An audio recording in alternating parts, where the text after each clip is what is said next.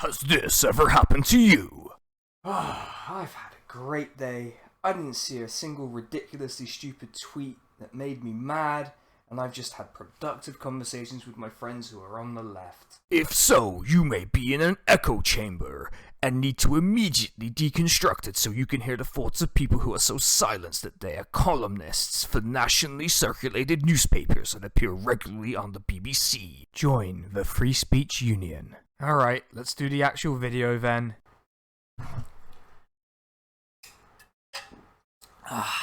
You might think that the extremely handsome actor in the opening ad was me, but you'd be wrong, because he and I have completely different facial hair and wear slightly different t-shirts. It wasn't me, I promise. Oh, I can't believe I'm going to talk about this, but I've been bottling up some pretty intense feelings. Echo chambers. If you're watching this, you've almost certainly heard the term. In fact, while I was researching for this video, I found out that there have even been attempts to counter the echo chamber effect. So it's definitely a thing. And if you're the kind of person who follows me on here, or Twitter, or Twitch, which you should definitely do if you're not already, you can't really have one. But more on that later. And it might come as something of a shock given how much bleating and crying there can be at times about the left ensconcing itself in echo chambers, but they might be good, actually, or at least have a use for people on the left, especially in a media environment that's as unique as the one that we have in Britain. Oh, I hate it here. I hate it here. At the end of the video, you should have a pretty good idea of what an echo chamber is, why they're thought of as undesirable, especially for people on the left, and see me try to make the case that they might be good. And I'll break the bad news to you that you can't actually have one. What is an echo chamber? Hello! Okay, so I guess the skull tankard isn't an echo chamber, and me yelling into it ended up not having the desired effect. Oh.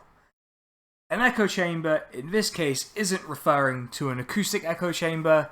If you want that to be explained to you, you need a physicist.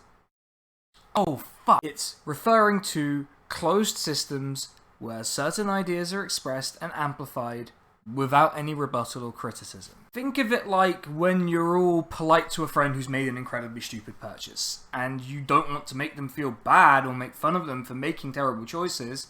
Like, and I'm just gonna pick this one out of thin air. Let's say that you have a friend who buys a massive array of ponchos. So you nod and smile, and your friend who constantly looks like he's cosplaying as a Zapatista gets to think that he's made a good decision. So they keep buying ponchos over and over again until someone tells them that ponchos don't suit them and they're stupid. And then they get mad at you like you're the bad guy. I've been sidetracked. Let's get back to the echo chamber issue before I lose my mind about ponchos again.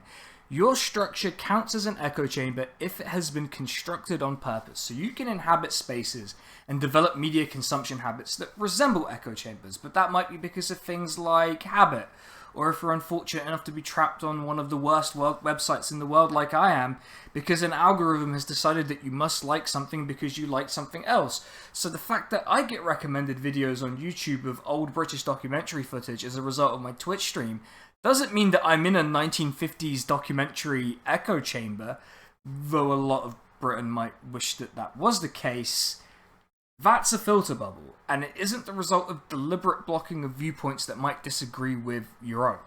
That necessary component, that it requires an active decision on your part, has led to some pretty ridiculous arguments about echo chambers. People keep trying to tie it into the absurd freedom of speech discourse we're having, and claim that people blocking other people on social media, which some would consider an attempt to construct an echo chamber as opposed to optimizing your use on a platform, as a threat to freedom of speech, which is certainly a novel interpretation of the concept. The supposed result of people across the political spectrum constructing echo chambers is that people inhabit parallel realities with different and often opposing credible and not credible sources and actors operating within them.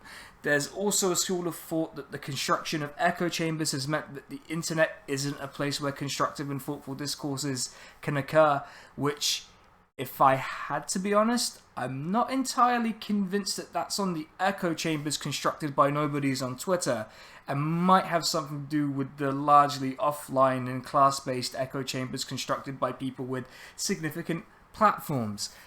Alongside this free speech line of thought is some people who seem to believe that moderation policies on social media represent an echo chamber, as well as a compromising of free speech, and I'm not really convinced on that. And it's usually worth asking what free speech is being restricted when people complain about this, and you only need to look at the social media websites that attempted to be free speech absolutists to see what it is that people might wish they were able to say in these spaces. Yes, there are echo chambers, and they are a real thing, and this isn't an attempt on my part to rebut the concept, but the question that occurs to me is, are they really that bad? And if they're not that bad, could I have one? The case against echo chambers. We're going to start with the case that has more materials, which is why might echo chambers be bad? I'm going to simply present these arguments with minimal commentary and address them in the next section, so sit tight while I do a little bit of heavy lifting. So the idea that people necessarily need to step outside of their echo chamber in order to connect with the real people is part of an electoralist argument, though to be honest, as a leftist in the UK, I feel reasonably confident that I don't need to step outside of my echo chamber, given that on the issues we know that the UK public is largely aligned with, at least most of the positions that I would hold. It's more a shame that they don't follow through politically, but that might be a subject for another video entirely. When you operate within an echo chamber, you're much more likely to fall victim to confirmation bias as a result of only encountering certain viewpoints that reinforce your existing ones, which my partner particularly dislikes because she likes to, as she puts it, argue for sport, whatever you might think of that as a concept. Echo chambers can lead to political polarization around specific issues, and that leads to negative, or at least inconvenient for certain class interests, political outcomes, which is an interesting argument that seems to be a way to deflect from other potential causes of political outcomes. If an echo chamber reaches a particular size, it can become a way for misinformation to spread quickly, because a trusted figure within the chamber, whether by accident or on purpose, chooses to spread it. Again, the sense I'm getting from this is that there's a bit of deflection going on from other causes. The lack of access to contrasting views means that, as was apparently experienced by some people at various points in the past decade or so, that people are blindsided by political events in a way that perhaps leads to them throwing 4-year-long tantrums that destroy causes that they claim to care about. I don't know what I could be referring to there. I want to address some of the criticisms that I came across and mentioned earlier. It's not an exhaustive list because we don't have all day. I kind of addressed this when I brought it up, but the idea that for electoral purposes or even for extra parliamentary or non-electoralist organising that people on the left need to step out of a hypothetical echo chamber is a tiny little bit ridiculous, especially when the public by and large support the kinds of policies that most of the people on the left would otherwise support. Again, I hate to keep bringing it up, but once you look at the specific things that a lot of people who want to push this narrative seem to want the left to let in are bad. They're bad ideas that would require compromising on issues that people on the left shouldn't be budging on, no matter what adherents of blue Labour or adjacent ideologies or free speech advocates may insist. There's this idea that echo chambers have had such a profound impact on politics that it's led to certain outcomes that people, usually quite well-off people, don't particularly like. People have blamed echo chambers for everything bad that's happened, even the dreaded and hated Brexit in the case of The New Statesman, or the rise of Boris Johnson, according to one Guardian journalist. Here's the thing though. Yes, for some people the polarizing effect of echo chambers will lead to them occupying positions that other people don't approve of. But it strikes me as mistaking correlation for causation. Yes, some people are able to construct echo chambers, but there might be other reasons for people occupying these positions. Just for example, widening inequality, declining living standards, wage stagnation, those sorts of things. They might be more important causal links than whether your primary and most trusted source of news is Windmilling Lenin 69. This also links to the argument around political polarization, where large portions of the population adopt extreme positions in opposition to each other. And you can see this in the radicalization of prominent figures on websites like Twitter. Echo chambers have absolutely contributed to this, but are there other more significant factors? Or is it all because of online dynamics? I'm not entirely convinced you can blame people for seeking out others who validate them for their opinions. For the formation of the opinions in the first place. People don't become anti-vaxxers, bigots, flat earthers, or the kind of sick person who would ask whether crepes are bread in a vacuum. Those views are formed from a variety of factors, not just whether they happen to exist in a bubble. They might be less likely to express those views, but those views and the conditions that led to them holding those views will still exist, and this focus on echo chambers means a lot of people have a convenient excuse to not deal with meaningful problems. They're good, actually? Maybe? I'm gonna go ahead and make this pitch, especially since it's maybe one that people don't really hear very often, and this kind of occurred to me as I was writing the script. Are echo chambers good, actually? I know that the conventional thought on the matter is that echo chambers can't possibly be good, because they allow people to fall into self-delusion and causes such a profound failure in expectations that it impedes your ability to achieve your political goals. But I want to take a minute to consider the potential for echo chambers, especially if you identify with ideas that, for better or worse, sit outside of the political mainstream, or the Overton window if you prefer, and aren't given cover by the class interests of those in power. Looking at you, far-right culture warriors, people have said to me behind the scenes that while what I do on Twitch with my panel streams is great and interesting and it's fun, it's ultimately futile because I act as the filter for who gets on and who doesn't, in effect creating an echo chamber for my, and hopefully your, enjoyment. The utility of what I'm doing is that people from within broadly similar political outlooks can have different perspectives, and having a place where those views can not only be aired, but interrogated by people who aren't simply trying to own others with facts and logic, can lead to useful developments, maybe? There's also a safety argument to be made when we consider what kinds of opinions people seem to want leftists to allow in their spaces. Again, I'm thinking of the infamous "which conservative opinions are you being silenced for" tweet. We know which opinions they want to force into leftist spaces, and it's not that they love unrestrained free markets, a position that most people are comfortable dunking on because it's just objectively ridiculous. So if we have a duty of care towards our comrades, we might be able to partially meet that by preventing racist, sexist, and transphobic opinions from entering our spaces through an echo chamber. Again, if we could have an echo chamber. A study by Keith Hampton, In-Yong Shin, and Wei-Ji Lu indicated that while people who perceive that their social media environment disagreed with them are less likely to speak out about political issues in the workplace, and it's worth noting here that workplace disputes on conditions and pay are political by nature, and that this leads to a spiral of silence where people refuse to offer opinions due to a feedback loop, users, especially Twitter users, which I find quite funny for a lot of reasons, were more likely to speak out on issues if their social media environment had conditions similar to what we might describe as an echo chamber, where their opinions are being reinforced. So perhaps there's something to the idea that you can build confidence through discourse within an echo chamber. And strictly anecdotally, I know that I've become more confident through communicating within a fairly well curated social media environment, which is why I'm here able to do this video. So thank you, echo chambers. Unless you hate the video, in which I guess this is another point against them. Why the left can't have echo chambers? So, in the introduction to this video, I said that if you're actively on the left in the UK, you can't have an echo chamber. And it's something that I repeat a lot of the time on the hated Twitter.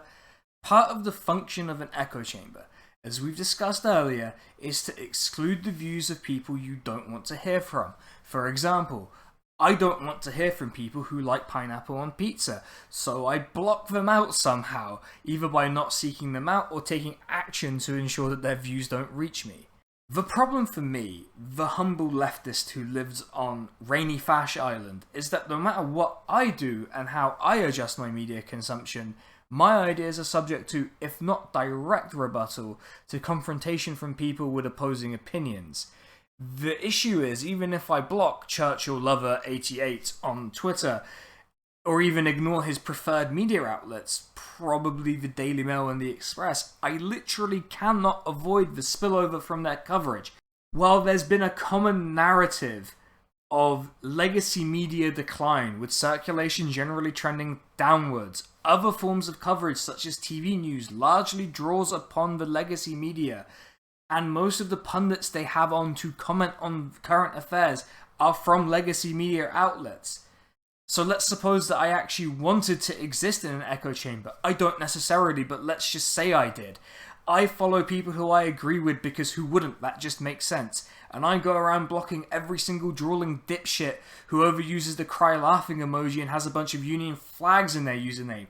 I still have to contend with the fact that the broadcast media draws upon a very right-wing print media, which most of the people who I follow will react to, meaning I get to made aware of what the drooling dipshits are injecting into their brains.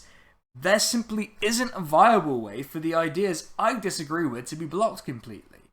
In fact, if I was being harsh, and I'm going to be harsh, I'd say that the media environment in the UK represents some of the more negative outcomes of echo chamber dynamics. Only it's a right-wing one, containing all of the commentariat who, as you will know if you watch my stream, are awful.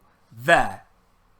It's the rant is over. The rant part of this is over. Let's wrap this thing up. If there's one figure I hate to be, it's the one in the infamous drill tweet about drink driving, where no one can say whether it's good or bad. So I'm going to try my best not to be that.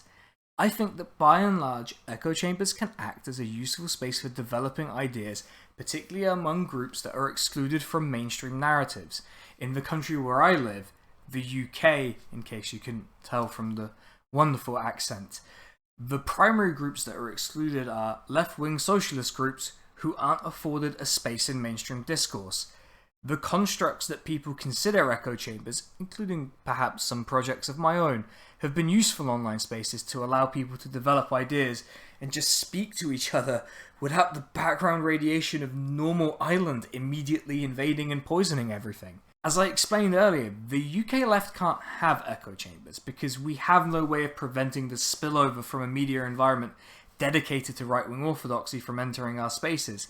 And if I can say so, it's rich for media figures who have spent the past decade wallowing in their ignorance of what the left in the UK believes to then demand that the left should step out of a structure that they can't really inhabit.